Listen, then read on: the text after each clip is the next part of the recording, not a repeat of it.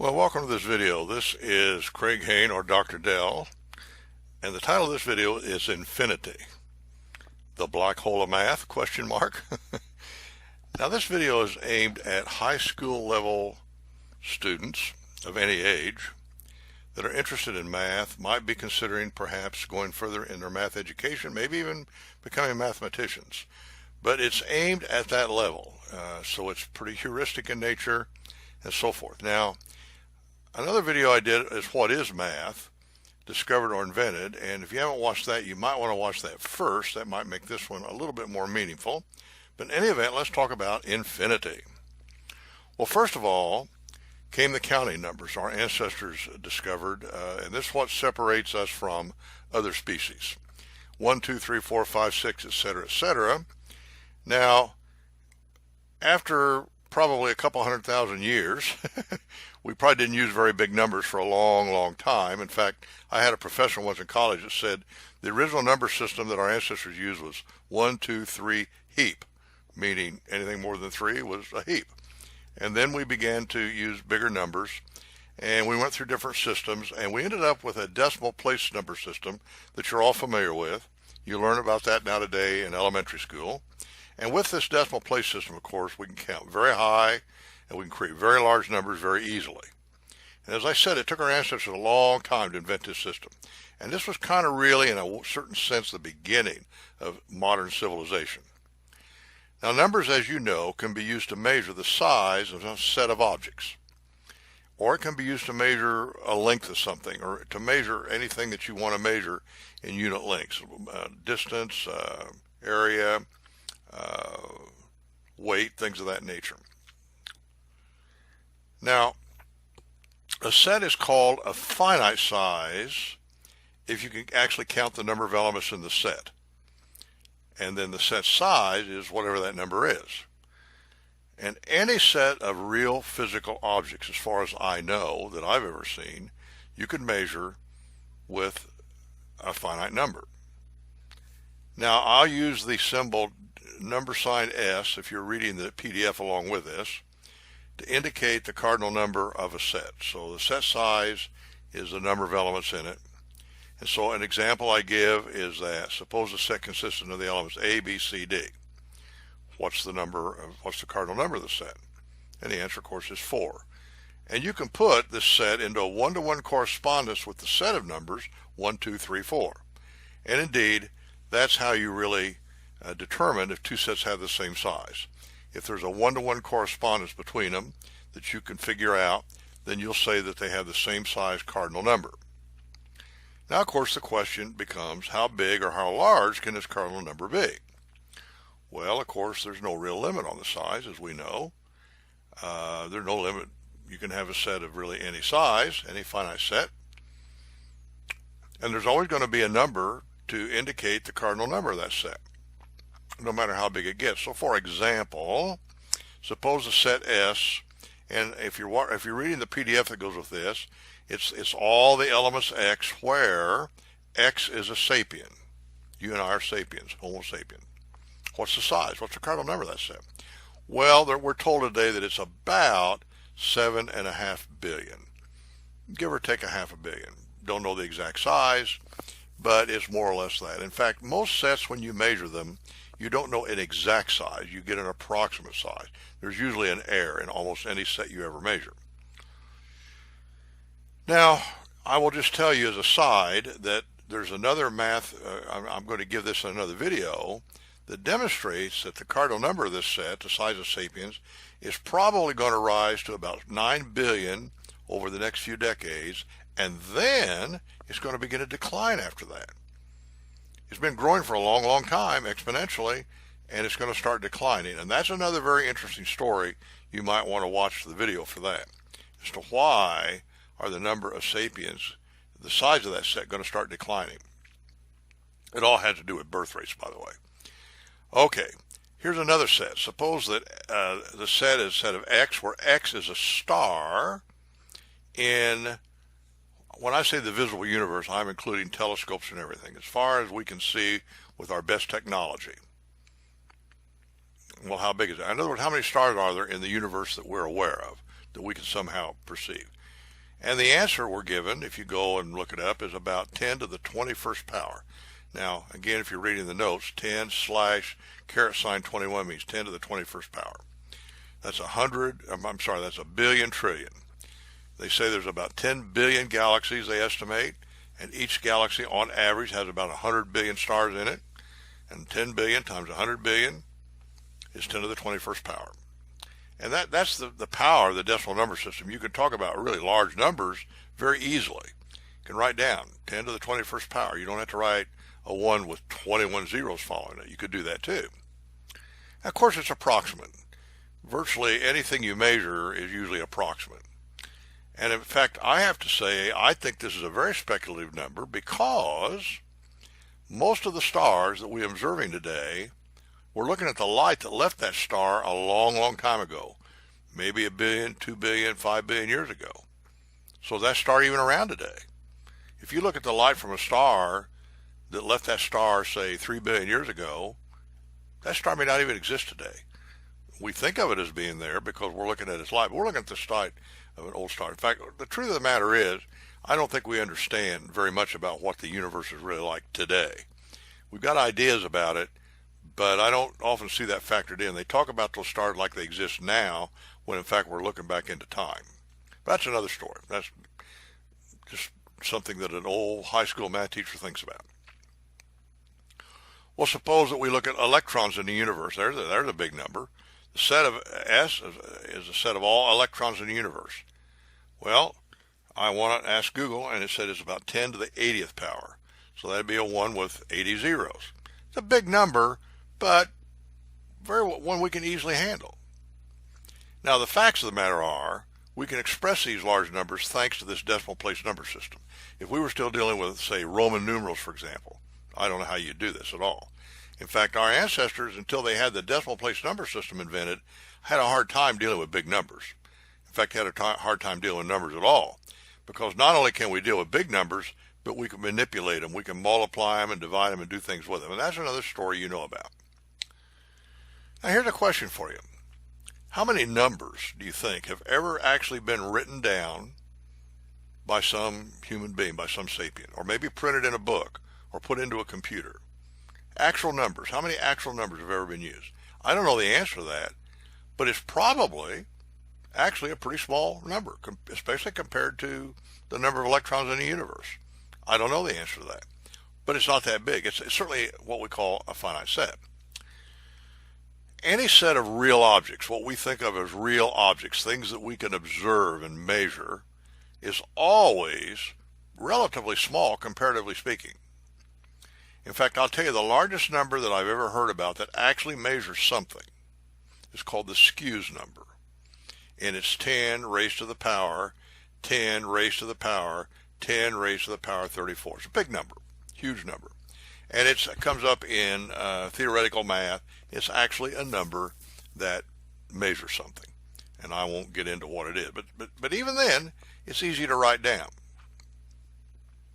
Well, anyway, these ordinary natural numbers or counting numbers, we call them both counting numbers, natural numbers, they're quite adequate for counting any actual set of real objects. Would you agree with that? Okay. Now, I'm going to ask you the big question that comes up. Define a set N, capital N, to be the set X where X is a counting number. What's the cardinal number of N? Aha. Well, there's no limit to how many counting numbers are, right? They get bigger and bigger. Now, there's only been a finite number we've ever actually used and written down, but there's no limit to how high we can go and how many we could write down. And so if you think about it a little bit, the cardinal number of N is not equal to any natural number. In fact, a good question is there such a thing as a set of all counting numbers? Does this set exist? What does it mean for a set to exist? Think about that. I've thought about it a lot. Does N really exist? Well, some of our ancestors answered very emphatically, oh yes, it exists. We can talk about the set of all counting numbers. It's not a finite set. It's not It doesn't have a count. The cardinal number is not some natural number. Well, certainly in our imagination this can be true. There's no doubt about that. We can certainly imagine it. In your imagination, you can imagine lots of things. Read a Harry Potter novel. Read a science fiction novel. Read religious books. There's all sorts of things you can imagine. But is there anything in the real world that's like N? In fact, if you could think of anything in what I call the real world that's like N, a set of that size, I want to know about, email me. Go to my website, craighane.com, and email me. But like I said, we can imagine it. So in our imagination, we can consider that in some sense, this set N is real. It exists in some sense. And that's what mathematicians do. Virtually all modern mathematicians that I know, with no exceptions really, consider that the set N of natural numbers is a real thing. It's in their imagination. They know that. They can't point in nature to it, but it's real. And we also know that its cardinal number is not any counting number. It's not, and that means it's not finite. So we give its cardinal number a new name. We call it infinite. Infinite simply means not finite. Infinite. I-N-F-I-N-I-T-E if you're not reading the notes. The set of all counting numbers is, if it exists, in our imagination it's infinite. Now we go further than that. If you read the paper that I told you, watch the video, What is Math? All math consists of axiomatic systems. So if we're going to talk about this number system, we have to set it up in an axiomatic system. And we did that some years ago. An Italian by the name of Peano, P-E-A-N-O, did it. And you can take what are called Peano's axioms, and that's an axiomatic system. And it describes this infinite set of natural numbers axiomatically. Now the critical axiom in this system is called the induction axiom. And what that means is if you use the induction axiom, you can prove some statement about natural numbers N that'll be true for all natural numbers N. Even there's an infinite number of them, but it's true for all of them. And this is one of the first things you learn as you begin to learn advanced theoretical math. You learn the principle of mathematical induction, this axiom. Now let me give you an example of that. Suppose you take the series 1 plus 2 plus 3 plus 4 on out to plus the number n, little n. That is equal to that number little n times the number n plus 1, all divided by 2. And that's true for all natural numbers n. So if n is 1,000,000, and you add 1 plus 2 plus 3 plus 4 on out to plus 1,000,000, that sum is 1,000,000 times 1,000,000 plus 1, all divided by 2. And that's true for all n. And you can prove that with this induction axiom. In fact, the great mathematician Carl Friedrich Gauss discovered this when he was just a child in school. And this is one of the first things you learn when you begin to learn modern theoretical math. You learn about the induction axiom. Now, what about the number 1 plus 2 plus 3 plus, and you just go on and on counting all the natural numbers? Well, clearly, it is not another natural number. It just gets bigger and bigger. I mean, it's something, it would be an infinite number if you believe in such a thing. And in fact, many mathematicians do. Well, anyway, as I said, mathematicians do believe that in some sense of the word, the set N exists. In fact, if no other way, it's a creation of the Peano axiomatic system. But I don't think you're going to find any scientist or engineer that would believe that there's any set of real objects that is infinite. Do you? You think there's any set of real objects that is infinite? Well, now let's look at this. What about the subsets of n, the natural numbers? N is a set of natural numbers or counting numbers. Define a subset E to be all of the natural numbers that are even, 2, 4, 6, 8. Well, that's an infinite set too. It's cardinal number. It's not finite, so it's infinite.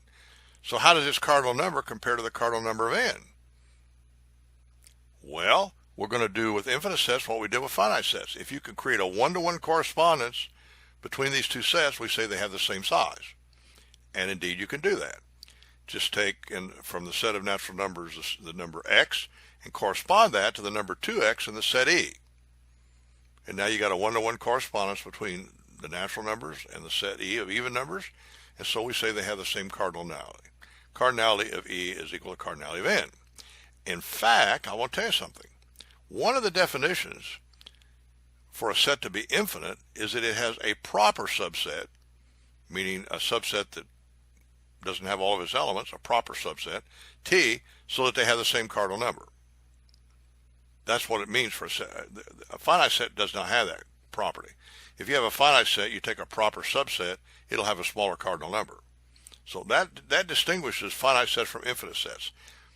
Right there. That's one definition of it. Okay, now, mathematicians, go ahead. The Greeks did this, for example. Define Q. Q is a set of all the rational numbers where, in other words, P divided by Q, where P and Q are integers. The denominator is not 0. These are all the positive rational numbers. And the Pythagoreans, in fact, they thought this was all the numbers you needed for anything you ever did in life.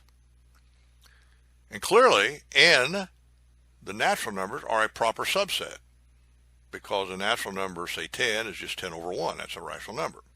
What about their cardinalities? Are they the same? Can you set up a one-to-one correspondence? Well, it turns out you can. It's not very hard to do, and I'll let you do that on your own. And if you can't, you can look it up. It's called Cantor's first diagonal method, by the way. Pretty easy to do.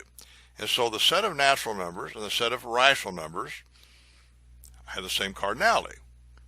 Well, our ancestors weren't impressed by that because they figured, hey, any two infinite sets got to be the same size, right? Same cardinal number. Infinity is infinity, you would think. I mean, that would be the intuition you would have. Our ancestors had that, by the way. Our ancestors had that intuition. Now, I'll point out to you that the rational numbers consist of all decimal numbers that have some repeating set of digits in their decimal expansion. So, for example, 1/7 is 0.142857. 142,857. 142,857. And that repeats 142,857 forever in the infinite expansion. And any rational number has that property. And that's pretty easy to prove. So what about numbers that have decimal expansions that do not have groups of repeating numbers? Now, an example of one is the square root of 2. In fact, the Pythagoreans discovered that it was of this nature. So it's not a rational number. It's a number with a decimal expansion, but it's not rational. So they call that irrational, not rational. But they still consider it what they call a real number. Theoretically, a real number. Now, any number, by the way, that you ever use in science or engineering will be a rational number. You'll never ever use it. In fact, you always use truncated decimals, and those are rational.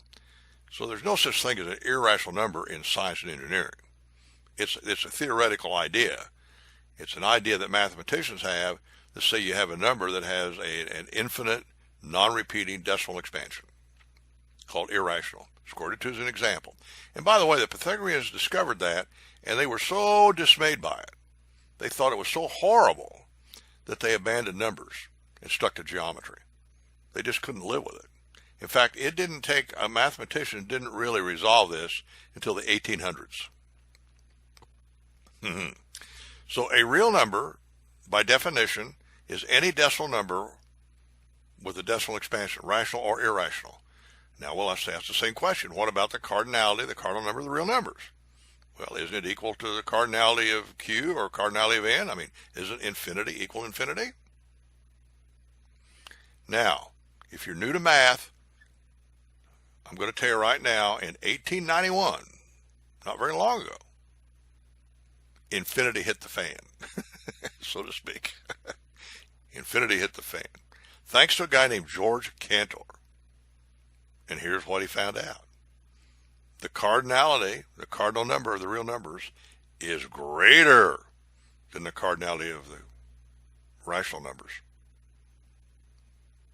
Just let that soak in for a minute. If you've never heard this before, now if you've heard all this, that's fine. But the first time I heard this, I was a freshman at Oberlin College. I think it was 1960 or 61. I mean, I'm sorry, 56 or 7. I couldn't believe it. I go, what?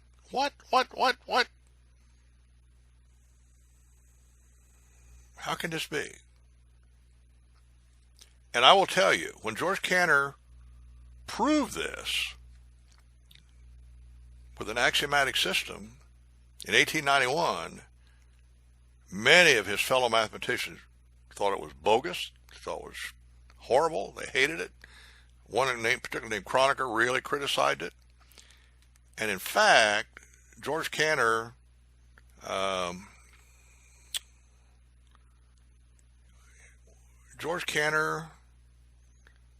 suffered mentally, and I think, as I recall, he ended up dying in an insane asylum. I mean, it's a tough thing to absorb. I mean, this is mathematics now. This is what's the basis of science and engineering. Cardinality of the real number is greater than the cardinality of Q. And if this doesn't kind of, I don't know, impress you in some way, it's like, what does this really mean? I wonder. Really, it bothered. In fact, as you know, I'm doing this video December 1, 2019. I just had my 80th birthday. My 81st birthday, I should say. I just had it yesterday. I'm now in my 82nd year, and it still makes me think. Okay. Now, it turns out it's even more kind of interesting than that. If you have S as any set, and you take what's called its power set, that's the set of all subsets of S, the cardinality of S will be strictly less than the cardinality of its power set. Now, you could take a power set of the power set, so it has a bigger cardinality, and this goes on and on and on with no limit. So there's an infinite number of infinite cardinal numbers. In other words, you can have a sequence of sets that just, infinite sets that get bigger and bigger forever, so to speak. Now, we're so far removed from anything in physical reality now, it's really ridiculous. But this is mathematics. This is our axiomatic system. This is the mathematics that we use to create our scientific models. This is what you're going to have to live with. If you become a mathematician, this is what you have to learn. And by the way, these things aren't very hard to prove rigorously. And I'll also tell you, there's a thing, as a sideline, there's a thing called the Continuum Hypothesis that came about the time Cantor discovered this. Is there a set whose cardinality is greater than the cardinality of the natural numbers, but less than the cardinality of the real numbers? In other words, is there any set in between that has a cardinality in between them? And that's a fascinating story. It's another long story, and I won't get into it on this video. Okay, I'm a high school teacher, and I'm teaching this at the high school level. So this, for many people that watch this, might be your first exposure to the concept of cardinality and infinite sets and so on. But I'm going to tell you it's just really the beginning of the infinity story. There's a lot more to go, and I'm not going to do it on this video. In videos to come, maybe, if I get around to doing them, things I've thought a lot about, we'll talk about the hyperreal numbers. Now, those weren't developed until 1966. The year I got my Ph.D., ironically. Not by me, of course, but just coincidentally. And then there's something called infinitesimals. Now, infinitesimal numbers, you may not hear, well, you'll hear about them if you take my training, because I use them all the time in calculus and differential equations and in lots of other places. They were used by the ancient Greeks. Archimedes used infinitesimals.